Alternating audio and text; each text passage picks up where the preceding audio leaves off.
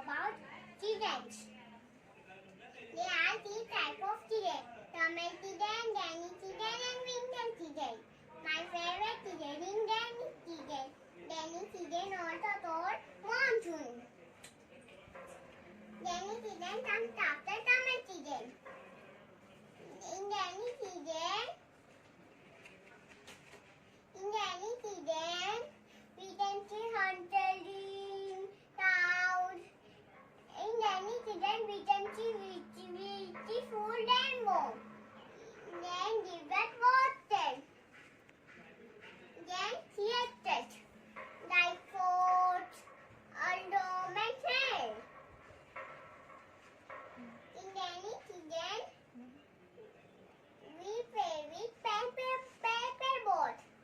In rainy season, we use umbrellas, boots, and raincoats. In rainy season, we can see beautiful pictures.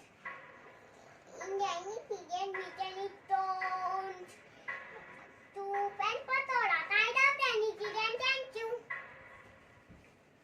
Wow, so sweet. Anshi said so nicely. Very nice, Anshi. Thank you. Yes, Thank you.